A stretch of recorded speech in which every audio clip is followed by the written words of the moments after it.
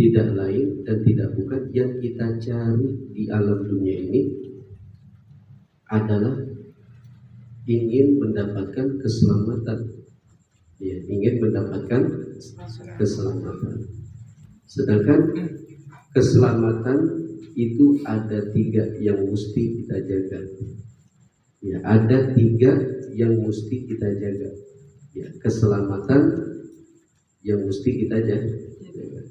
Kadang-kadang kita sering menemukan ya, tetangga kita ya, berbicara untung selamat ya intinya. Ya, dia kecelakaan, untung selamat. Nanti selamat aja dulu deh. Ya, sering kita menemukan hal begitu, ya ucapan-ucapan begitu. Yang penting kita selamat aja udah, yang penting selamat jasad kita, gitu ya. Kita sering tuh mendengarkan perkataan-perkataan seperti itu. Ya. Nah, ada 3 hal yang kita harus jaga, yaitu yang pertama adalah salamatul jasad. Ya, salamatul jasad. Salamatu yang kedua adalah salamatul ruh. Ya. Dan yang ketiga salamatu din. Ya. Yang pertama salamatul jasad. Ya. Selamatnya jasad. Ini mesti kita jaga. 3 hal ini mesti harus kita jaga. Ya. Salamatul jasad, salamatul ruh, salamatul din. Ya, 3 hal itu harus kita jaga. Yang pertama salamatul jasad, yaitu selamat jasadnya kita. Jadi jasad ini harus kita jaga, ya, kesehatan kita. Karena kesehatan itu mahal. Ya, kesehatan itu mahal. Nah, Rasul Shallallahu Alaihi Wasallam berpesan ya, kepada kita, kalau memang kita menjaga jasad kita agar jasad kita ini sehat, maka kata Nabi Shallallahu Alaihi Wasallam, bikilati ta'am, ya, bikilati ta'am, yaitu sedikitnya makan. Ya, sedikitnya makan. Orang kalau makannya sedikit, udah pasti sehat hidupnya. Ya, kalau ibu, bapak nih di sini, kira-kira makannya banyak apa dikit? Banyak. Dikit ya, dikit makan, dikit makan. Ya. 3 kali Ustaz, 1 hari. Ya, 1 hari 3 kali itu yang pokoknya. Tapi nambahnya berapa? 5 kali. 5 kali itu kebiasaan kita ya. 5 kali. Nah, kalau kita ingin sehat, kata Rasul Sallallahu Alaihi Wasallam apa? Digilat ditu'am, sedikit makan, ya, jangan banyak.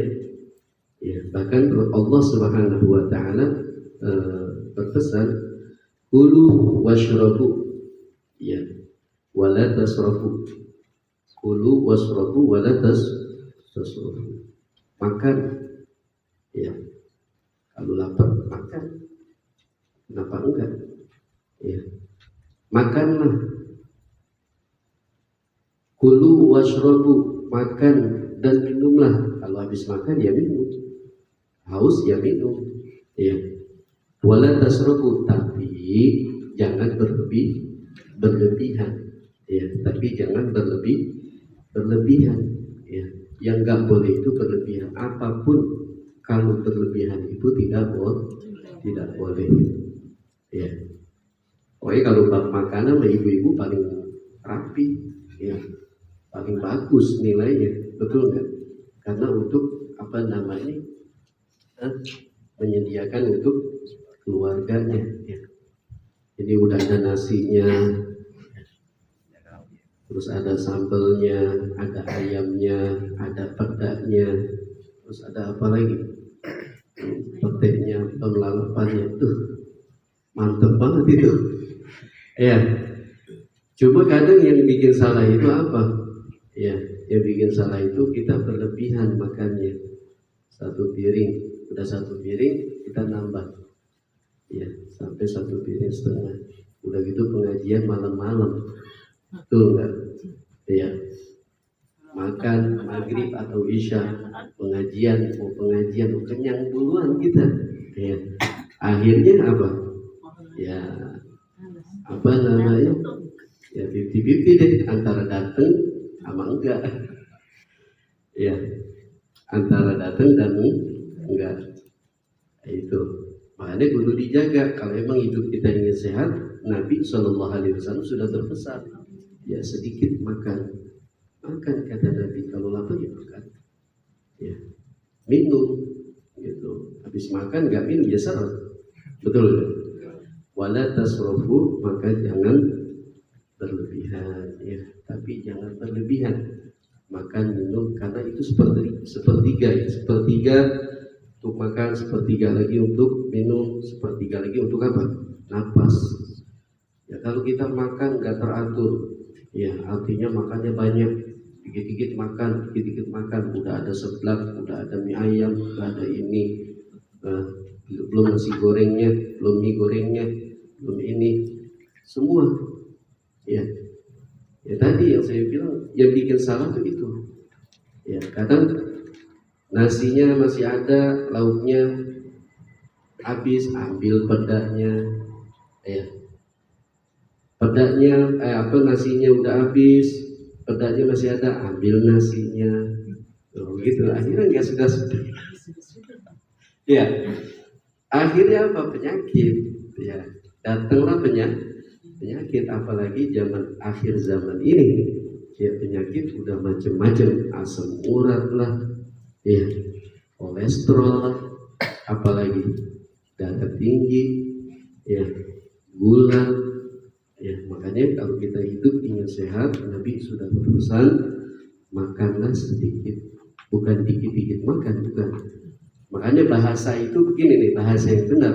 Kalau nyuruh orang makan, ayo silakan makan yang enak, makan yang asik, bukan makan yang banyak, nambah yang banyak. Itu salah begitu. Ya, nyuruh nambah nggak apa-apa, tapi kalau bahasa makan yang banyak itu salah. Ya, yang benar itu makan yang asik, makan yang enak, makan yang banyak, ilham. Itu salah itu. Yang betul itu makan yang asik, yang enak, ayo makan yang enak. Ya, bukan makan yang banyak. Akhirnya yaitu, ya. Bahkan Luqmanul Hakim berpesan, ya dalam Al-Quran, Luqmanul Hakim berpesan itu kalau makan banyak itu jadi apa? Ya bunayya, wahai anakku, ya kalau engkau makan banyak, maka dirimu akan lemas, ya dirimu akan lesu, ya akan lemas, ya akan lesu, dan dirimu badanmu akan lemas, ya kemudian akalmu akan tidur. Kalau makan banyak, ya Doki makan nggak tadi tuh sebelum berangkat? Makan bang, sama saya juga berangkat kemari makan, tapi dibatasi gitu loh, 1 berdua, ya padahal dia beli seblak, beli ini, tapi kita nggak nyobain seblaknya karena mau ngaji. Kalau kita makan semuanya, ya tadi timbulnya jadi penyakit. Ya, kalau kita semuanya kita makan, kalau hidup ingin sehat, begitu. Ya, ya nggak apa-apa, comot semuanya, cuma jangan sampai bahasanya wah sepiring mentung begitu nambah lagi, begini. Kadang begitu ya, ini udah habis, nasi udah habis, lauknya udah habis, masih ada pedanya sedikit, comotin aja tuh.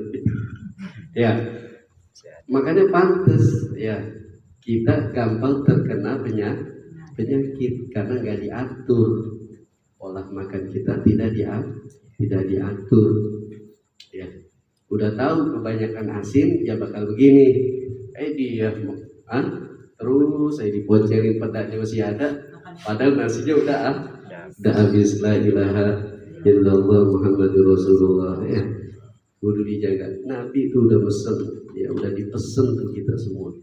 Ya wanti-wanti biar hidup kita sehat. Ya dulu tuh pada zaman dahulu itu di Arab itu ya di Mekah dan Mukarramah itu ada seorang dokter diutus ya untuk ditugaskan di sana itu untuk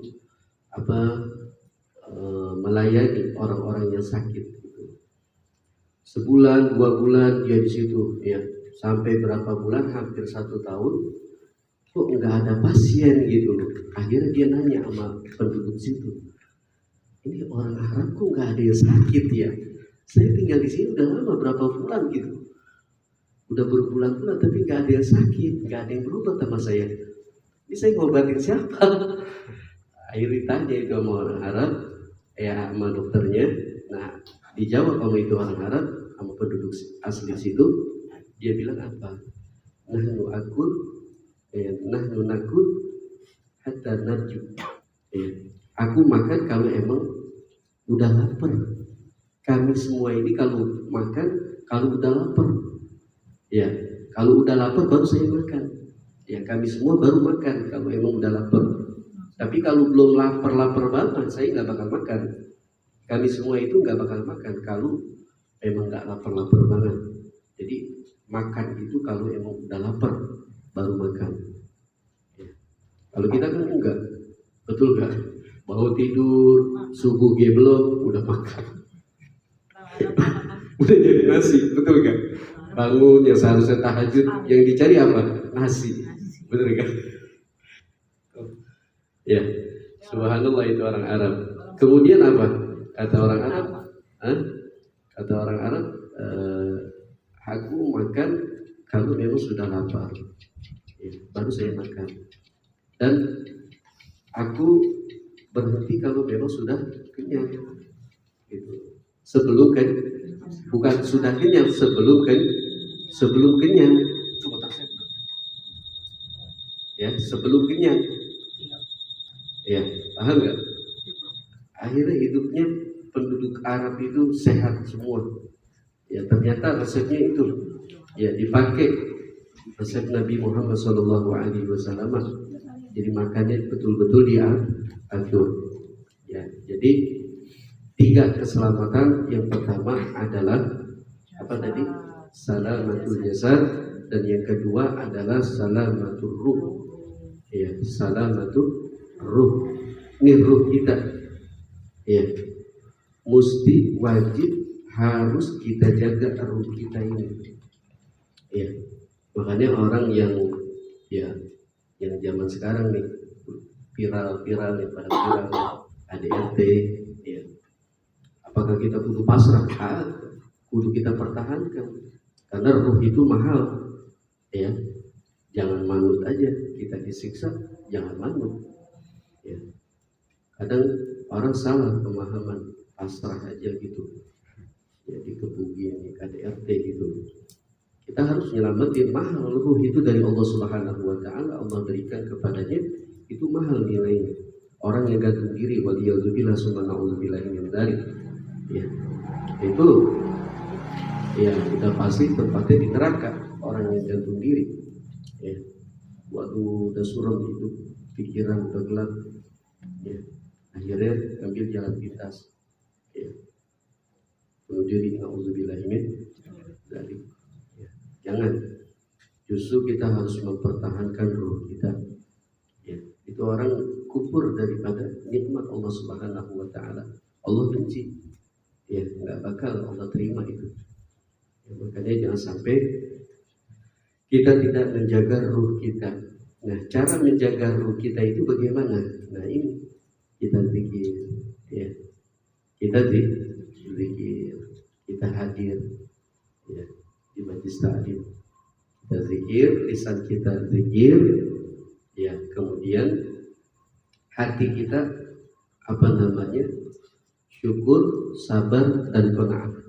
Syukur, sabar dan qanaah. Ya. Di sini nih kita, ya, itu kita menyelamatkan daripada ruh kita. Ya, kita zikir, kemudian kita dalam hati kita rasa syukur, sabar dan qanaah. Ya. Lisan kita zikir, hati kita tadi sabar, ya, ikhlas dan qanaah. Kemudian apa lagi? Ya, anggota kita nih, tubuh kita, ya, tubuh kita zikir, ya, badan kita zikir, yaitu dengan kita duduk, itu zikir dinilai. Kita duduk itu dinilai zikir anggota badan kita. Bahkan itu ada Abu Yadimiyati, ya, almarhum itu Abu Yadimiyati bin Muhammad Amin Al-Bantani, ya, Banten. Itu kiai, itu kalau baca Allah atau apa, ya, la ilaha illallah, itu semuanya sendi, semuanya itu darah, urat, semua. Ya kalau kata gitu, maksud dia sih begitu. Nah, orang soleh berbeda malu. Itu sampai begitu, ya, sampai semuanya baca gitu. Sampai disuruh kalau kita zikir Allah, ya, model kita itu kudu maksain suara dikeluarin, bahkan badan gerakin gitu, sampai keluar keringat itu, ya, bahasanya keringat apa namanya itu, penyakit, dia keluar semua. Ya, pikiran kita juga bahasanya ini yang tadinya belum pikir gitu, ya, itu akan akan bisa gitu untuk berpikir, ya, dengan sebab kita banyak berzikir.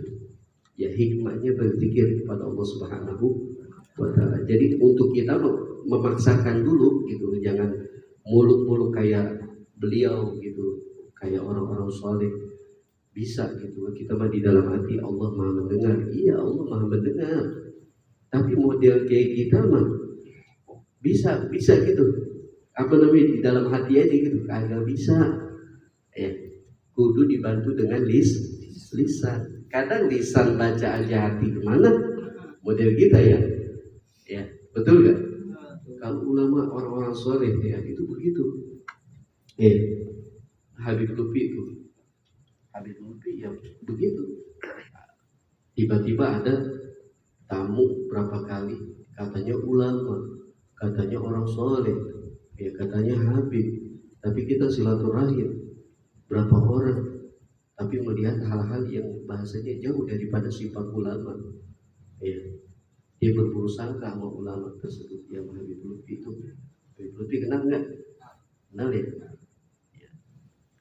Itu Habib Lutfi dalam ceritanya itu begitu, tamu, ya, namanya orang pada tamu banyak yang berburu sangka. Tiba-tiba kata Habib Lutfi, ambilin saya asbak di kamar itu, ambilin saya asbak di kamar itu. Jadi menunjukin, ya, begitu dia buka pintunya, ternyata itu Habib Lutfi lagi takbiratul ihram. Ya, yang satu lagi katanya bilang lagi baca Fatihah. Itu nggak bohong, dari zaman dulu itu begitu ulama. Ya, orang-orang saleh itu begitu. Kenapa kok bisa? Ya, mereka itu begitu. Karena mereka memiliki ta'alluq yang kuat kepada Allah Subhanahu wa Ta'ala. Jasadnya di sini, tapi ruhnya dia sibuk dengan Allah Subhanahu wa Ta'ala. Itulah kita harus berbaik sangka kepada makhluk, apalagi kepada orang soleh. Ya. Makanya kita sering diajarkan oleh guru kita, ketika kita bertemu dengan orang soleh, kita memohon kepada Allah agar Allah menutup mata kita daripada keaiban guru kita. Ya. Guru manusia kan? Manusia, ustadz itu manusia. Dia pasti banyak salahnya. Bukan ada salahnya, banyak salahnya. Tapi kita selalu berusaha untuk menutup daripada keaiban guru kita. Ya. Karena takut, khawatirnya ternyata guru yang kita omongin orang yang disayang, yang dikasihi oleh Allah Subhanahu wa Ta'ala. itu yang bahaya. Ya, makanya kita harus berbaik sangka. Orang yang berbaik sangka itu cepat. Ya, kita belajar, ya kita ngaji dan kita berbaik sangka kepada guru kita. Padahal guru kita itu, ya Allah, bahasanya iblisnya orang, ya, iblisnya orang. Tapi dengan sebab kita baik sangka sama dia, ya baik sangka gitu, khair gitu, persangkaannya itu baik. Ini cepat nih baiknya. Bahkan Abu Hamzah bilang, Hatta itu belajar sama iblis. Ya gurunya medet, bahasanya ente berbaik sangka, tapi yang gurunya subhanallah. Itu murid cepat dia. Ya derajatnya naik ya di hadapan Allah Subhanahu wa ta'ala. Jadi berbaik sangka itu subhanallah. Ternyata itu betul ya yang Allah Subhanahu wa ta'ala katakan ya, bahwa Allah Subhanahu wa ta'ala itu tidak memandang jasad dan rupanya dia. Rupanya seseorang itu tidak dipandang oleh Allah Subhanahu wa ta'ala. Dia tinggi, dia pendek, dia hitam, dia putih, dia ganteng, dia jelek. Itu tidak dipandang oleh Allah Subhanahu wa ta'ala. Rupa pakaian dia itu enggak bakal dipandang, tapi yang dipandang adalah walakin qulubikum, hati-hatinya dipandang. Ya, karena hati itu ya wadah, tempat amal, tempat pandangan Allah Subhanahu wa ta'ala. Karena yang paling banyak dosa, yang berbuat dosa itu hati. Ya, yang paling banyak melakukan dosa itu hati, bukan mata, bukan mulut, ya, tapi hati. Kalau mata cuma melihat, melihat, mulut bisa berbicara. Kalau mata cuma melihat, tapi kalau hati dia bisa berbicara, ya, bisa berbicara. Tuh, ya contoh.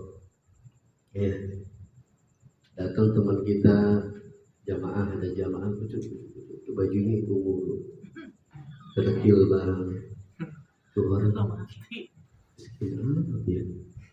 ya itu ngomong begitu di hati nih, dosa akhirnya dosa ya, itu hati. Kadang ibu-ibu pengajian ya kan suka pada botas tuh ya, kalau cakep-cakep kali ibu pengajian, wah coba dah. Beda mau bapak kalau pengajian ini ya kagak pada botas, mau bapak mah ya bawa gitu, ya bawa ya kagak. Tapi kalau ibu-ibu itu tas pengajian itu lah agak cukup 200-300 kan, ya mahal, ya mahal itu kan. Ya itu subhanallah ya, mahal apa namanya, hati yang jelek nih. Ya, dia taruh tas. Wah, ya, tas cakep banget bu. Ya, sampingnya bilang, tuh, nggak nyanggup kan bu, beli tas kayak gue. Dalam hati itu begitu. Bagus kan tas gue, nggak nyanggup lo, beli tas kayak gue nih. Mahal, ya enggak? Impor. Ya, di hati ngucapin mah kagak. Ya, di mulut mah enggak, hati tuh ngomong tuh hati. Ya. Jadi yang paling banyak itu hati. Makanya ujub ya itu lebih dahsyat daripada riya. Ujub nggak kelihatan, dia nggak kelihatan. Tuh terlintas aja. Ujub itu masya Allah. Wahwa minal kabair, itu dosa besar. Ya. Nanti dijaga hati, tempat pandangan Allah. Nah itu juga menyelamatkan daripada ruh kita. Ya, menyelamatkan ruh kita. Dan yang ketiga adalah salamatud din. Yang ketiga adalah salamatud din. Ya, salamatud din itu apa? Bikas ratis salawat di khairil anam. Ya, bikas ratil salawat khairil anam. Ya, memperbanyak membaca selawat kepada Rasulullah khairil anam, ya, paling baiknya para rasul. Ya, paham nggak? Jadi diperbanyak membaca selawat. Dengan memperbanyak membaca selawat kepada Rasulullah, maka itu menyelamatkan agama kita. Ya, bisa menyelamatkan agama kita. Selawat, ya, selawat semua itu bisa dijadikan obat. Bisa dijadikan obat. Ya. Apa kita keluhan kita apa? Selawat. Ya, kalau pengen lebih ajib lagi nih Mama Al nih, kalau pengen lebih ajib lagi ya Mama Al, Mama Amil, kita keadaan